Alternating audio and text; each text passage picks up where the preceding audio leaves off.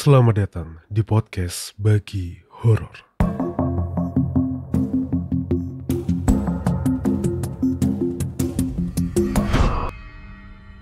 Assalamualaikum warahmatullahi wabarakatuh. Salam sejahtera, Om Swastiastu, Namo Buddhaya, dan salam kebajikan untuk kita semua. Kembali lagi di podcast Bagi Horor, teman-teman semua. Para sobat horor, akhir-akhir ini gak tahu kenapa lagi pengen nge-remake cerita-cerita lama yang dulu ada di podcast Bagi Horor waktu zaman di Spotify awal-awal banget.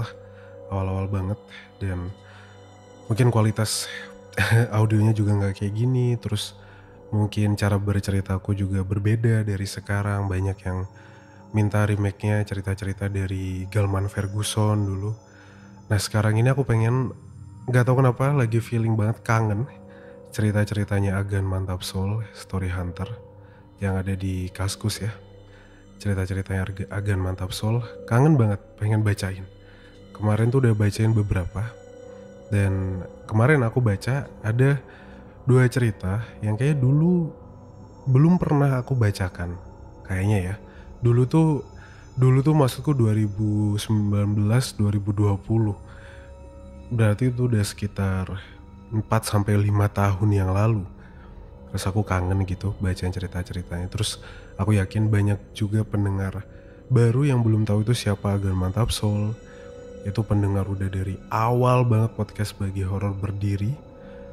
Dia udah beberapa kali membagikan ceritanya, cerita-cerita yang ditulis di threadnya yang ada di Kaskus. Kali ini ada 2 cerita yang pengen aku bacakan dari Story Hunter, yaitu ada kisah Om Joko dan ada kisah penjual mie pangsit. Kisah penjual mie pangsit nanti akan ada bukan spin-off ya, akan sedikit bleber. Apa bahasa Indonesianya ya? Akan ada beberapa cerita yang aku pengen bagikan yang ada kaitannya temanya sama cerita penjual mie pangsit. Oke, terima kasih Agan Mantap Soul ya sudah diizinkan membacakan ceritanya. Ceritanya di Kaskus, teman-teman cari aja Story Hunter. Story cerita Hunter Pemburu, Story Hunter. Kisah horor singkat untuk teman bersantai. Ada gak sih di antara kalian yang masih main Kaskus? Udah dulu banget ya, udah lama banget ya Kaskus ya.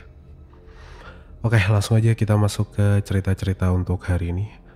Tapi sebelumnya buat yang belum subscribe YouTube-nya podcast Bagi Horor, di subscribe dulu. Dinyalakan juga lonceng notifikasi yang ada di YouTube, di like juga jangan lupa. Follow juga podcast Bagi Horor di platform-platform podcast lain ya, dimanapun kalian sedang mendengarkan podcast ini, di Spotify mungkin, Apple Podcast, atau mungkin di Noise. Kalau gak salah podcast Bagi Horor ada deh di Noise, kalau gak salah pernah aku submit. Harusnya ada ya. Jangan lupa di like ya teman-teman ya. Oke, langsung aja kita masuk ke cerita untuk hari ini. Pasang headset kalian, tutup pintu, matikan lampu.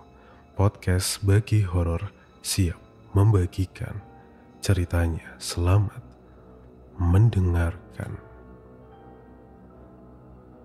Cerita pertama, Story Hunter, kisah horor singkat untuk teman bersantai by Mantap Soul.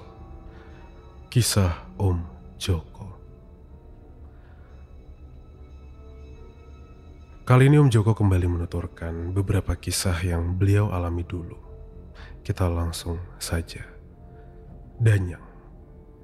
Kisah kali ini terjadi saat Om Joko masih berjualan bakso dengan kakak iparnya. Sebut saja Pak Dewi. Pak Dewi ya, bukan Pak Dewi ya. Beliau menjajahkan bakso itu di dekat daerah makam Pangeran Purboyo. Malam itu, ada kabut tipis yang menyelimuti kawasan itu. Entah biasa begini atau memang pertanda bakal ada sesuatu. Tiba-tiba seorang wanita memakai kain jarik menghampiri. Ibu itu masih terlihat sangat muda, dan menurut Om Joko, wajahnya sangat cantik. Katanya artis Indo mah lewat lah. Wanita itu membeli bakso 5.000 dan membawa mangkok sendiri. Saat wanita itu makan, Om Joko merasa ada yang gak beres. Sesekali dia melirik wanita itu. Tiba-tiba dia merasa ada yang jatuh.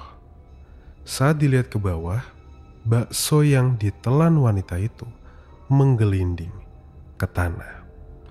Saat Om Joko melihat wajahnya, wanita itu tersenyum sambil menelan bakso bulat-bulat dan bakso itu keluar lewat bawah kain jariknya. Wih, ademu pingsan wih, ujar bapak-bapak yang hendak membeli bakso. Pak Dewi segera melesat bersama bapak-bapak tadi. Lalu Om Joko ditemukan tergeletak. Setelah sadar, Om Joko bercerita, memang daerah situ masih kental aura mistisnya. Menurut Om Joko, wanita itu semacam peri penghuni daerah itu. Setelah bertahun-tahun, Om Joko berganti profesi menjadi sopir mobil pick-up. Suatu malam saat hendak pulang, Om Joko melewati daerah Magelang. Awal mula tak terjadi hal yang aneh-aneh. Namun tiba-tiba mobil itu bergoncang. Dikira kena batu atau jalan yang terjal, Om Joko mengabaikan. Namun keanehan terjadi. Mobilnya jadi gak bisa jalan. Seperti ditekan. Om Joko celingukan. Lantas dicek kedua kaca spion. Gak ada yang aneh katanya. Lalu saat melihat kaca depan, ada dua benda merah terpantul. Lalu sontak dia menoleh ke bak mobilnya. Tampak sosok hitam besar dengan taring yang mencuat. Sosok itu menggoncang-goncang mobil Om Joko. Om Joko saat itu ketakutan karena ada raksasa di boncengannya. Ia memutuskan untuk kabur ke arah warung kopi terdekat. "Kenapa toh Mas Iki?" tanya seorang warga yang nongkrong. Ada gendruwo Pak, ada gendruwo," jawab Om Joko gemeteran. Saat itu juga beberapa warga mempersilahkan Om Joko untuk duduk dulu. Pemilik warung pun memberi air minum supaya Om Joko tenang. Setelah subuh, Om Joko dibantu warga mengambil mobilnya. Menurut orang sana, kalau berkendara, hendaknya mengajak teman dan perbanyak berdoa. Kejadian di rumah sakit. Rumah sakit memang menyimpan banyak misteri. Di antaranya dialami oleh Om Joko saat menginap di sana. Om Joko anaknya sedang dirawat inap di rumah sakit daerah Jogja. Saat itu anaknya seruang dengan beberapa pasien yang lain. Tiba-tiba ada bapak-bapak masuk dengan wajah yang sangat pucat. "Kenapa toh Pak?" Istrinya jadi kaget melihat bapak itu. Ada memedi Bu, ada demit," balasnya. Lalu orang ini bercerita. Saat itu bapak ini hendak turun ke bawah. Jadi dia memakai elevator. Bapak itu berdiri di depan lift seperti biasanya. Saat lift itu terbuka, nampak seorang tergeletak dengan tubuh bagian bawah berdarah-darah. Bapak itu terkesiap. Dikira orang kecelakaan. Namun kaget saat orang itu terkekeh. Karena ngeri, si bapak kabur. Tapi apesnya, orang itu mengejar dengan posisi merayap dengan tangannya.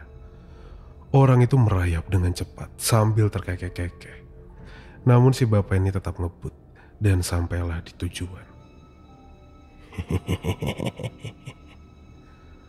Om Joko saat itu merasa geli mendengar cerita aneh tersebut. Malam pun semakin larut. Pasien dan para keluarga sudah tertidur pulas. Saat itu di dekat Om Joko ada dua buah ranjang berseberangan. Dua ranjang pasien itu kosong. Om Joko saat itu belum bisa tidur karena ngerasa hawanya tuh gak enak. Tiba-tiba terdengar deritan roda ranjang pasien.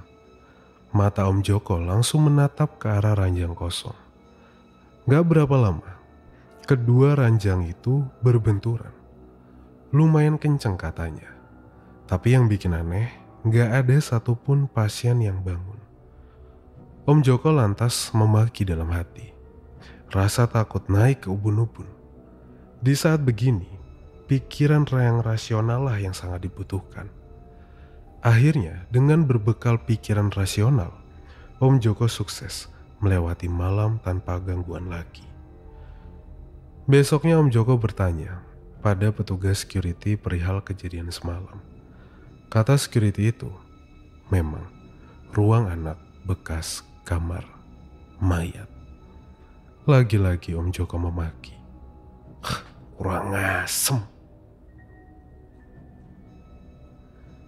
Itu dia kisah Om Joko dari Agan Mantapsol. Cerita pertama Om Joko tentang jualan bakso itu nanti berhubungan dengan kisah penjual mie pangsit dan cerita yang nanti akan aku ceritakan. Sekarang kita ke penjual mie pangsit dulu ya teman-teman ya. Tadi kisah Om Joko sudah berakhir sampai di situ. Sekarang kita lanjut ke cerita kedua masih dari Story Hunter. Kisah horor singkat untuk teman bersantai. Kisah penjual mie pangsit. Kisah ini saya dapatkan dari penjual mie yang jadi langganan saya dulu. Beliau kalau jualan dari siang hari bisa sampai jam 2 pagi. Untuk lanjutannya, mari kita simak kisah beliau. Pertama kali jadi pelanggan Pak S saat dia berjualan di pojokan. Lokasi jualan itu berpetak-petak, mirip kamar kosan dan ada kamar mandi umum di bagian luarnya. Saat itu hampir tengah malam dan beberapa penjual sudah tutup. Pak S ini sedang duduk sendiri menunggu ada pembeli di bagian dalam biliknya. Sembari melamun, tiba-tiba terdengar bunyi orang berjalan di bilik sebelah. Loh, bukannya sudah pada pulang? Batinnya. Pak S pun mengintip dari biliknya. Namun bilik sebelah tak ada tanda-tanda kehidupan. Pak S kemudian duduk kembali sembari mengirisi daun bawang. Tiba-tiba terdengar kembali suara orang berjalan kaki. Pak S terlanjur penasaran. Ia pun mengintip kembali. Dia melihat sepasang kaki di balik etalase. Posisi kaki itu menyerong ke samping, seperti orang tengah duduk miring. Mbak? Mbak? Pak S mencoba memanggil. Siapa tahu itu pemilik warung. Namun gak ada jawaban. Tidak lama Pak S kedatangan pelanggan. Orang itu membeli beberapa bungkus. Setelah si pelanggan pergi, dia menengok ke dalam. Kedua kaki itu hilang. Besoknya Pak S cerita ke penyewa bilik tersebut. Mbak, kemarin itu loh mbak, saya lihat ada yang masuk ke bilik sampean. Ujar Pak S. Loh, iya toh pak? Sopo ya pak? Ujar si ibu penyewa kaget. Wah, kirangan nggih, saya juga nggak tahu mbak. Saya cuma lihat kakinya aja. Tak tinggal sebentar dia udah pergi. Mana nggak kelihatan keluarnya. Takutnya itu maling mbak. Terang Pak S. Suami istri bilik sebelah itu saling pandang, lalu berbisik. Waduh, dia lagi ya bu. Ujar si suami. Iyo ya, udah lama loh gak muncul si dia itu. Balas si istri. Setelah itu mereka cerita ke Pak S. Konon juragan tanah itu sakit keras hingga kakinya harus diamputasi. Nah, si kaki ini dikubur di areal dekat situ. Agak berapa lama si pemilik meninggal dan dikubur di dekat kakinya. Konon terkadang tubuh bagian atas juga nampak. Orang yang gak tahu bisa mengira manusia beneran. Sampai ketika dia berjalan, kelihatan ada yang aneh. Jalannya seperti melayang. Sekitar 6 bulanan, Pak S balik ke lokasi awal karena dirasa di sana sangat sepi. Kalau di sini gak ada yang aneh, Pak? Tanya saya ketika beli setelah Pak S balik ke lokasi yang lama. Wah, kalau di sini gak ada sih, Mas. Cuma ada satu kejadian, jawabnya. Di sebelah gerobak Pak S itu ada gang kecil, gelap. Suatu hari ada kenalannya yang ingin melintas. Rumah orang itu sebenarnya lewat jalan lain, tapi karena ada hajatan dia terpaksa lewat gang gelap itu. Setelah bertegur sapa, orang ini masuk ke dalam gang. Tak lama orang ini berlari keluar sambil teriak-teriak minta tolong. Setelah itu dia ditolong oleh pedagang nasi goreng yang jual di dekat gerobak Pak S. Katanya tadi dia melihat seorang wanita di dalam gang itu. Ukuran tubuhnya jauh lebih besar dari manusia pada umumnya, dengan payudara bergelayutan. Pedagang nasi goreng akhirnya cerita kalau memang ada wewe gombel bersarang di sana. Beberapa bulan Pak S nggak tampak lagi di sana. Kayaknya pindah lagi. Saya coba cari di sekitar sana, ternyata ketemu. Lokasi baru ada di garasi sebuah rumah. Konon, kata Pak S, rumah itu lama nggak dihuni. Pak S tidak pernah mengalami hal-hal berbau mistis di sana. Hingga ada seorang pembeli menegurnya. "Pak, sampean nggak kerasa apa-apa tah di sini?" ujar pembeli itu. "Kerasa yang gimana yo mas?" tanya balik Pak S. "Itu loh pak, di ujung sana.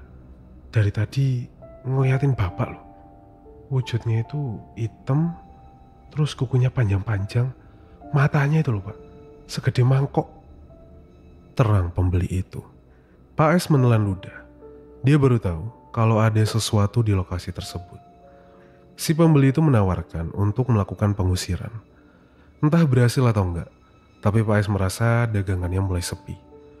Pak S kemudian mencoba mengingat awal mula kejadian aneh yang menimpanya beberapa saat lalu. Kejadian itu berawal sekitar Januari kemarin. Di sekitar sana juga terdapat penjual mie yang serupa dengan Pak S. Suatu malam, orang itu bergelagat aneh, bertingkah laku aneh. Dia berdiri berpindah-pindah di seberang jalan tempat Pak S berjualan. Tak lama ketika Pak S sedang berbenah, warungnya itu tercium bau busuk. Baunya itu mirip jika ada orang melintas di depan kalian nih, lewat. Tapi baunya itu timbul muncul gitu. Tapi bergerak bolak-balik. Tapi mungkin kita nggak boleh suzon kali ya. Tapi nggak bisa dipungkiri juga, dunia bisnis di Indonesia memang dicemari dengan yang namanya ilmu hitam. Atau mungkin di seluruh dunia. Wallahu alam, hanya Allah yang tahu. Dengan lesu, Pak S bilang, "Mas, di dalam sana," sambil menunjuk sebuah pintu yang lampunya terpaksa dinyalakan. "Masih banyak lagi, mas." Itu dia kisah Pak S, kisah penjual mie pangsit. Dimana lokasi terakhir ternyata di dalam rumahnya, karena udah nggak ditempati cukup lama ya, ternyata masih banyak lagi di dalam. Nah, kisah ini mengingatkan aku sama dua cerita yang pernah aku dapetin.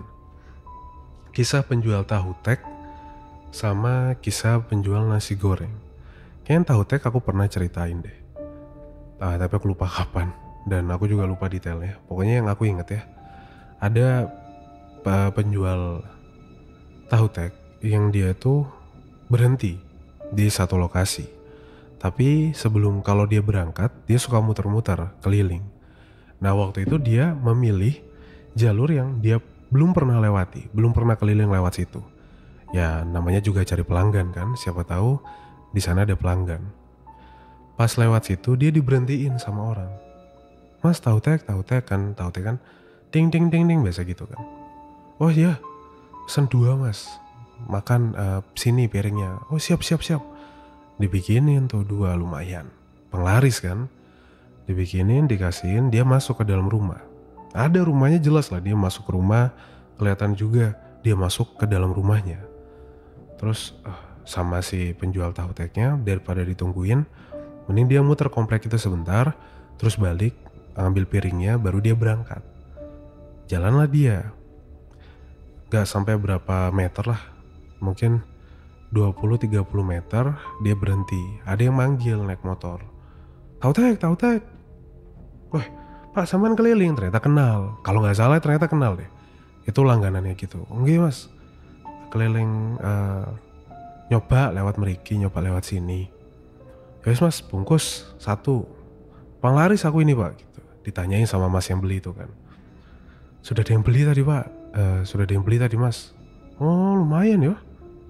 Iya di situ loh mas, ditunjuk rumahnya. Mana pak? Itu rumah cat putih itu. Pak, rumah itu kosong loh pak, kata si yang beli. Hah, enggak mas, orang jelas tadi yang beli kok. Tapi rumah itu kosong pak.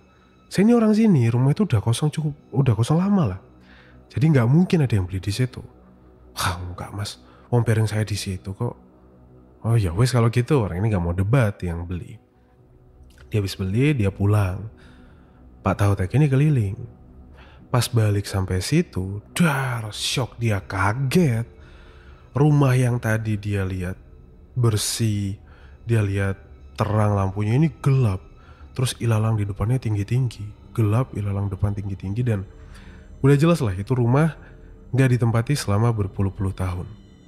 Si Pak Tautek lari dong, lari ke pos satpam, minta tolong, ngambil gerobaknya. Kalau nggak salah entah dianterin langsung deh kalau nggak salah. Dianterin langsung ngambil gerobak, pas disenterin ke dalam rumah, bener, piringnya ada di dalam rumah. Jadi bener-bener di ruang tamu masih ada meja yang udah tua, udah rusak gitu, piringnya di atas itu. Dan yang makin bikin serem adalah bersih. Jadi tahu teknya itu kayak dimakan orang, beneran dimakan. Akhirnya satpamnya sama ada Pak RT juga kalau nggak salah itu, pokoknya ada beberapa orang lah yang menjadi saksi kalau piringnya beneran masuk di situ.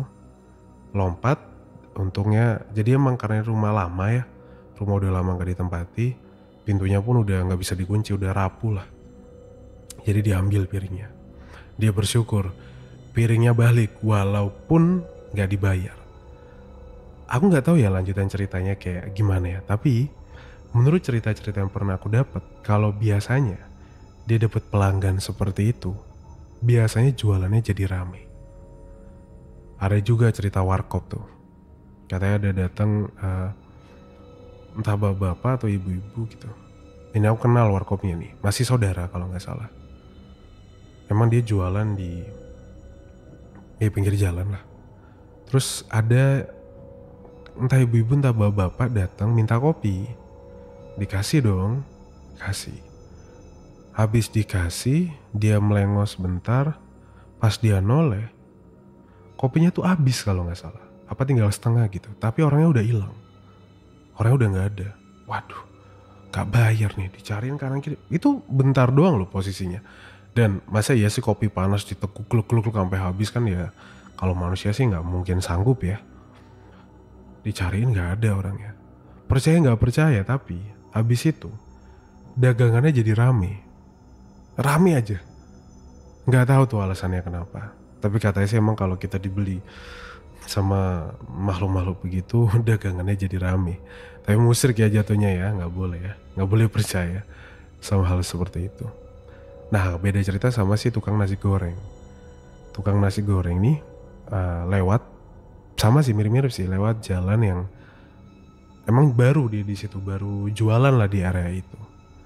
Terus coba lewat sini Pas dia lewat situ, ada dilihat satu rumah gede nih. Satu rumah gede, dia berhenti di depan rumah itu karena dipanggil. Ada ibu-ibu keluar, "Mas, saya pesan 8 bungkus nasi goreng." "Oh, siap bu." Gitu. Dibikinin kan itu nasi goreng, serang. 8 bro, lumayan kan. Tapi nanti tolong anterin, ibunya bilang tadi. Bungkusin anterin ke dalam. Oh nggih, siap. Karena 8 dia dengan semangatnya masuk ke dalam rumah itu, nganterin ke ibu-ibu yang tadi pesen. Di rumah itu emang kelihatan rame, banyak orang. Tapi yang dia ngerasa aneh adalah rame di dalam rumah, tapi kok orang-orang pada diem, gak ngobrol satu sama lain. Kalau misalnya ada keluarga kumpul kita kan ya pasti ada anak kecil lari-lari, pada ngobrol, bercanda. Ini tuh diem gitu. Tapi gak ambil pusing kan tukang nasi goreng. Mungkin kenapa gitu kali. Dibayar. dimasukin kantong ke mejanya. Terus dia lanjut. Karena udah laku 8, berhenti warkop bentar depan dekat situ ada warkop. Dia berhenti pesan kopi supaya nggak ngantuk, supaya bisa lanjut terus kan jualannya. Pas habis pesan kopi ditanyain, gimana Pak jualannya? Ditanyain mas-mas yang nongkrong situ. Oh lumayan laku. Wah pesen deh, aku habisin deh. Tak pesen lah, enak kayak nasi gorengnya. Kayaknya enak nasi gorengnya. Oh siap mas, siap. Tak ngentekno kopiku sih mas, tak habisin kopiku dulu. Aman katanya. Di mana Pak yang beli Pak? Mana aja yang beli daerah sini? Wah itu mas deket sini kata si penjual nasi gorengnya. Ada rumah gede tuh mas deket warkop sini. Pesen 8. Wah lumayan lah, saya bisa istirahat dulu. Rumah gede mana Pak? Itu deket warkop sini, daerah situ. Loh Pak, wong kalau belokan itu belok, sana itu areal pemakaman Pak. Areal komplek pemakaman umum. Jadi harusnya nggak mungkin ada rumah besar di sana. Wah, opo tuh mas? Orang ini nggak percaya jual nasi goreng. Oh jelas-jelas kok mas, tadi ada yang beli ibu-ibu pesan 8, saya juga nganterin ke dalam dibayar kok. Coba lihat Pak, uangnya gitu. Ini loh mas, uangnya dia rogo. Pas dia keluarin itu jadi sampah. Jadi ada plastik-plastik bekas ciki, ada plastik, ada daun-daun kering. Pokoknya jadi sampah nggak karuan. Dibuang kan, astagfirullahaladzim. Kaget kan, ya Allah, shock gitu dia si jual nasi gorengnya. Nah usut punya usut, beberapa hari kemudian si tukang nasi goreng kan sering ke warkop itu. Dapat kabar Pak, kemarin aku diceritain Pak sama yang jaga makam. Kenapa mas? Katanya di makam itu loh nemu sampah bekas bungkusan nasi goreng, tapi udah dieker-eker. Dieker-eker tuh kayak diberantakin. Entah itu diberantakin hewan, kucing atau ada yang makan, karena kelihatan kayak ada yang makan di situ. Ada yang makan. Lah, berapa mas jumlah bungkusannya? Ya itu penasaran kan. Bungkusannya 8 Pak. Persis cerita sampean kemarin. Jadi di makam itu, entah di tengah-tengah atau di pojokan gitu ya, itu ditemukan 8 bungkus nasi goreng. Kayak udah dieker-eker kucing. Nah pertanyaannya, yang makan itu hewan atau setan? Nah itu yang jadi pertanyaan. Itulah 2 cerita soal jualan. Aku sering tanya beli bakso gitu, misalnya itu beli nasi goreng kemarin. Gak semuanya sih punya. Kadang aku tanya, mas keliling sampai jam berapa mas? Keliling sampai jam berapa? Aku tanya gitu kan. Wah gak mesti, kadang setengah 12, jam 12 pulang. Ada cerita serem gak Pak waktu keliling? Wah gak ada beberapa yang gak ada. Kemarin tuh tukang nasi goreng juga kalau gak salah. Terakhir aku tanya gak ada. Terus bakso pernah aku tanyain. Pernah tapi temennya katanya. Mungkin aku ceritain di lain kesempatan soal tukang bakso ini. Oke itu dia cerita-cerita untuk hari ini teman-teman. Ada cerita dari Agen Mantap Soul dan ada juga cerita yang aku dapatkan dari beberapa tukang jualan yang ada di sekitar rumahku dan sekitarku. Terima kasih buat yang sudah mendengarkan. Terima kasih Agen Mantap Soul. Terima kasih semuanya sobat horor yang terus support, yang selalu nonton live podcast Bagi Horor setiap Senin sampai Jumat jam 9:30. Kalian bisa nonton di TikTok @argases atau di YouTube-nya podcast Bagi Horor. Terima kasih semuanya. Aku Arga pamit undur diri. Mohon maaf kalau ada salah-salah kata selama bercerita, dan ingat, anggap saja cerita di podcast Bagi Horor itu cuma hiburan semata. Ambil positifnya dan buang negatifnya. Wassalamualaikum warahmatullahi wabarakatuh. Selamat malam dan selamat istirahat.